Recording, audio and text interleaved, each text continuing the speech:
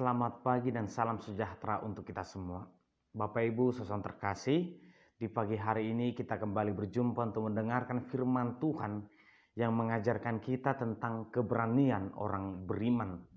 Marilah kita berdoa. Terima kasih ya Tuhan, kami bersyukur untuk penyertaan Tuhan. Di pagi hari ini kami bangun dalam keadaan sehat. Tuhan kiranya memberkati kami, memberikan kekuatan kesehatan kepada kami. Kami akan mendengarkan firman-Mu, biarlah firman menjadi bekal dalam kehidupan kami. Di dalam nama anak-Mu Yesus Kristus, kami berdoa dan mengucap syukur. Amin. Firman Tuhan tertulis di Ibrani pasal 4 ayat 16. Sebab itu, marilah kita dengan penuh keberanian menghampiri tahta kasih karunia, supaya kita menerima rahmat dan menemukan kasih karunia untuk mendapat pertolongan kita pada waktunya. Atong marhiras niroha mahita madapot ton habangsa parasian asa tajalo talup niroha jala asa dapat asiniroha hita bahen pangurupion ditiki halehetana. Demikian pembacaan firman Tuhan. Bapak Ibu saudara terkasih, ada sebuah cerita seseorang yang sedang kehausan, sedang berjalan di tanah yang kering atau di padang gurun. Mungkin perjalanan setengah jam lagi dia akan pingsan karena hausnya.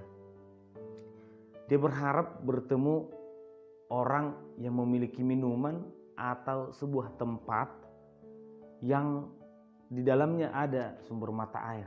Nah, suatu ketika dia melihat kendi yang berisi air yang penuh dan dia sangat kehausan. Di sampingnya ada pompa air yang manual. Ada tulisan di situ. Masukkan semua air di dalam kendi ini ke dalam pompa agar engkau bisa mengambil air yang cukup. Sontak dia berpikir, aku kan hanya membutuhkan satu gayung. Mengapa aku tidak meminum aja satu gayung?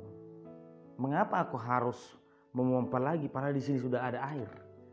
Itu menjadi pilihan pertama. Dia minum, dahaganya selesai dan dia bisa melanjutkan perjalanan. Dan dia tidak menghabiskan air di dalam kendi. Tetapi dia tidak melakukannya. Karena dia berani untuk mematuhi aturan yang di dalam. Dia masukkan air itu semua ke dalam pompa manual itu. Dan kemudian setelah pas terisi penuh, dia pompa kembali. Dan air pun keluar, air yang jernih dengan jumlah yang banyak. Dia minum. Bahkan dia membersihkan tubuhnya. Dan dia mengisi kembali kendi itu sampai penuh. Dan dia berhenti memompa. Sederhana sekali sebenarnya.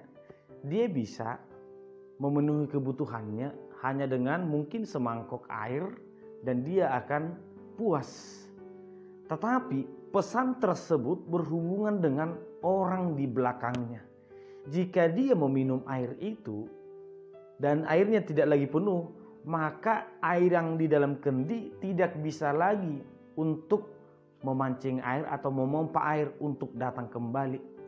Bisa jadi dia dahaganya selesai, tetapi airnya lagi akan sia-sia, pompanya tidak akan berguna lagi, maka orang yang di belakangnya tidak akan mendapat minum. Atau mungkin orang lain yang akan datang ke sana akan kewalahan untuk memompa air itu. Bapak Ibu saudara terkasih, inilah namanya pengambilan keputusan dan kepentingan. Mengambil keputusan terkadang itu sulit ketika berhubungan dengan orang lain.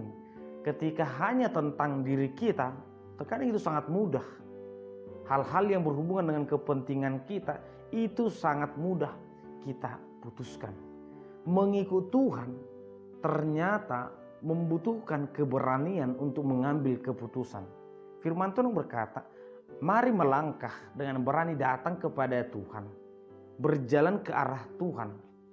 Kata berani ini artinya mengikut Tuhan ini memiliki konsekuensi atau pertimbangan yang sangat berat. Dalam bahasa gaul sekarang, istilah move on ini adalah gambaran orang-orang yang tidak bisa beranjak dari perasaannya dengan orang lain yang sebenarnya sudah berakhir, tapi tidak mau bangkit untuk sesuatu yang baru, yang jauh lebih baik. Kata move on inilah menjadi gambaran juga terhadap kata berani.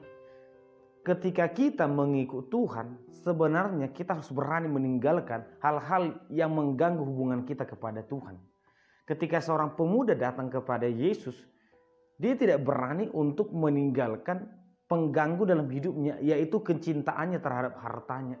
Seseorang akan datang kepada Tuhan, tetapi dia lebih mencintai hartanya, lebih mencintai dirinya, maka sebenarnya dia tidak akan pernah sampai kepada Tuhan. Karena datang kepada Tuhan adalah meninggalkan sesuatu yang biasa saja, tetapi memperoleh sesuatu yang luar biasa. Itulah yang disebutkan tadi, untuk menerima rahmat dan menemukan kasih karunia. Bapak Ibu saudara terkasih, Tuhan adalah sumber segala sesuatu dan pemilik segala sesuatu. Oleh karena itu, kita jangan menjadikan sesuatu yang kita miliki ini seakan-akan itulah kebahagiaan tertinggi. Ketika kita sudah mendapatkan apa yang kita inginkan, sekarang kita berkata, cukup, aku sudah selesai di sini. Aku tidak membutuhkan yang lain lagi. Atau aku takut kehilangan ini karena aku sudah terlalu mencintai, terlalu mengasihi pekerjaanku, terlalu mengasihi hidupku. Bapak Ibu saudara terkasih, di dalam Tuhan selalu ada hal yang baru. Ratapan berkata, berkat Tuhan selalu baru tiap pagi. Oleh karena itulah ketika Tuhan memanggil kita untuk melakukan sesuatu atau untuk menerima sesuatu, percayalah pada saat itu juga kita harus meninggalkan sesuatu yang mungkin menurut kita sangat baik. Datang kepada Tuhan adalah menjadi orang yang sangat-sangat baik, yang sangat bersih, menjauhkan diri dari hal-hal duniawi. Keberanian inilah yang diinginkan dari setiap orang percaya. Mari datang kepada Tuhan dengan berani. Tinggalkan dulu hal-hal yang membuat kita nyaman di dunia ini. Datanglah untuk melayani Tuhan. Tinggalkanlah hal yang membuat kita ini senang sementara. Para pemberita firman, kita contohkan kembali Paulus. Sebenarnya kehidupannya sudah sangat baik, sudah sangat nyaman. Posisi pekerjaannya menjadi orang penting di kalangan Farisi. Tetapi bagi Paulus ada yang jauh lebih baik lagi ketika dia mau melayani Tuhan. Para penjala ikan, mereka sebenarnya sudah nyaman dengan pekerjaannya. Tetapi mereka harus meninggalkan ini, sesuatu yang nyaman ini, untuk sesuatu yang jauh lebih baik bersama Tuhan. Oleh karena itu Bapak Ibu saudara terkasih, ini seperti meninggalkan sesuatu dan menggapai sesuatu. Maka mari jangan berada di tengah-tengah. Kita berani meninggalkan sesuatu, tetapi kita tidak jadi-jadi menggapai sesuatu. Karena menjadi pengikut Tuhan dibutuhkan keberanian untuk melangkah 100%. Ketika kita melangkah dengan ragu-ragu, justru kita tidak akan sampai.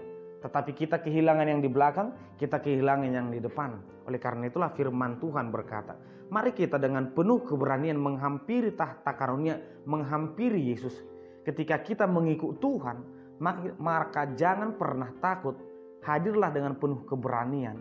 Karena dengan keberanian inilah terjadi berbagai mujizat, terjadi pertolongan dari Tuhan. Jangan suam-suam kuku sebagai orang beriman. Sekali kita berkata, aku percaya kepada Yesus, selamanya katakan percaya kepada Yesus dan percayakan bahwa Tuhan akan selalu menolong dan menyertai kita. Amin. Kita berdoa. Terima kasih ya Tuhan, kami bersyukur di pagi hari ini untuk penyertaan Tuhan. Kami telah mendengarkan firman-Mu yang mengajarkan kepada kami untuk hidup dengan berani, untuk berani mengambil keputusan, untuk berani mengikut Tuhan. Berkati kami selalu Tuhan, agar kiranya Tuhan memampukan kami melanjutkan pilihan kami. Di dalam nama anak Yesus Kristus kami berdoa dan mengucap syukur. Amin. Anugerah dari Tuhan Yesus Kristus, kasih setialah Bapa dan persekutuan Roh Kudus kiranya menyertai kamu sekalian. Amin.